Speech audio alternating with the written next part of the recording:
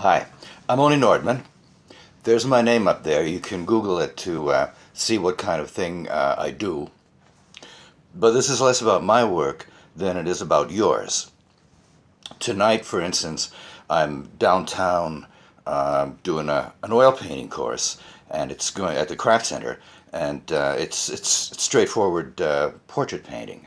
But in the studio here, I do a very different kind of painting. Painting is mostly what I do, but um, you know what we'll be doing in this project is a little different.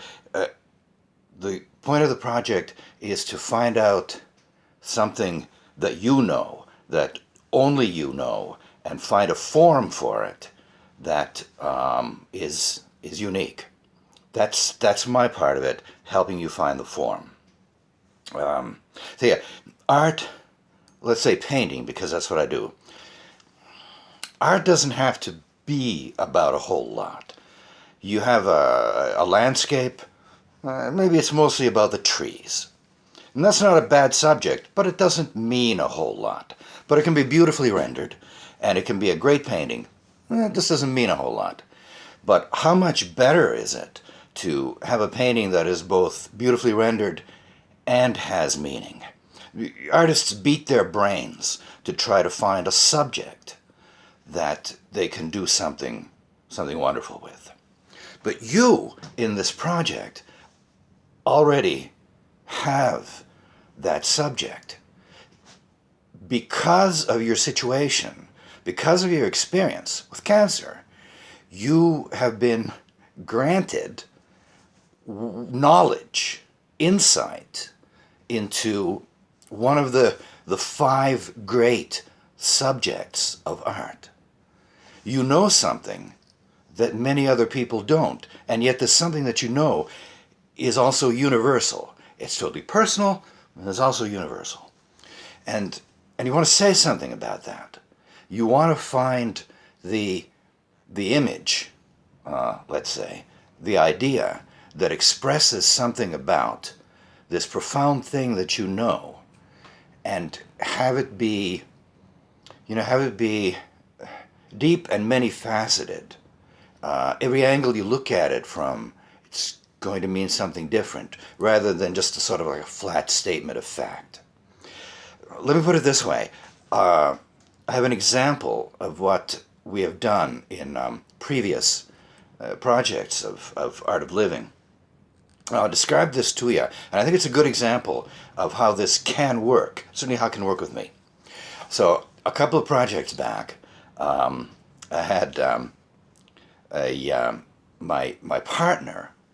We were talking to try to find this an idea that would express something about this experience that she had gone through. She had had breast cancer, double mastectomy, and was in remission now, was on her final chemotherapies. She was getting better, but she had an intense story to tell. So we were talking, which is mostly what this is that you tell your story, you tell your truth, and I try to find the part of it that would lend itself to an artwork.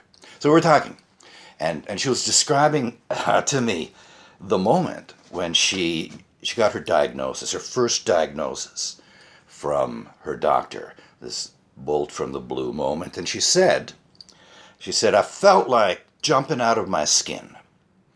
I said, well, there's this universal symbol that has just come about in the last century, which is a cartoon character jumps out of their skin, or jumps up and runs through a door, leaving a hole in the shape of the cartoon character. Sylvester the cat runs through a door, leaving a Sylvester the cat shaped hole. I thought these would make everybody understands this. Everybody, this is a cartoon thing that kind of can't happen in life, but everybody understands it now.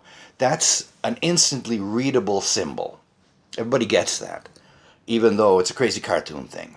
So I thought we could get doors, and I could trace your outline on the door and then cut out your silhouette going through the door. And that would stand for that moment, that intense moment. But we could make it both serious and funny. I mean, it's kind of funny, but at the same time, it's got a very serious aspect to it. This whole through the door, and then all these other artistic choices opened up from that. It's like, okay, we can get doors, and we have to get them for free or cheap, because working within a budget like we have here is also an aesthetic choice. That's actually part of the process, working within a budget.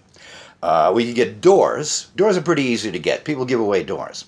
But then, how do we make this form? I would trace her outline in a yow kind of shape, and then I could get a jigsaw and meticulously cut out the shape in a realistic sort of way. And that would be one thing. And that would be like a door leaning against the wall with a human-shaped silhouette in distress, nicely cut out of the door.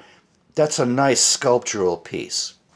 I thought we'd also get one of those cheap core, those doors with empty corridors. You know, there's two pieces of cheap pressed board, and then we could just really kind of punch that hole through it, so we would have not a smooth but a very ragged hole, and that would speak very nicely to the fear and anxiety that going right through the door.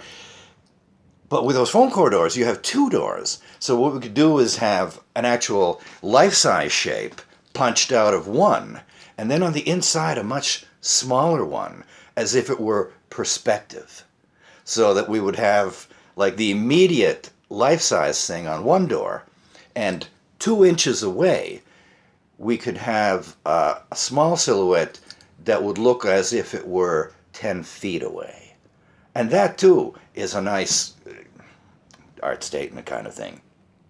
Then we decided eventually that as nice as that would be, as fun as that would be to make, it was too narrow. It would only speak of that one situation.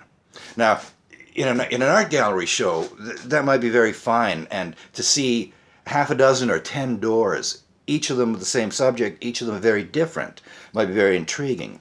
But for this project, it was too narrow a focus. So we ended up with 6 paintings. They were life-size paintings, and this still came out of it. I did trace her outline each time, and then fill it in, so that it was actually her life-size figure, and actually putting her into the picture in terms of her shape as what they call an indexical mark, a sign for itself. So that remained from that first idea.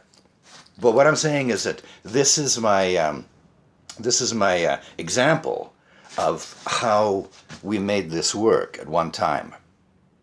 So now I see my time is it's I see that it's been 9 minutes now. So what we're actually talking about, if you work with me, is that what we'd essentially do, talk and look for a way to find form for your own personal story.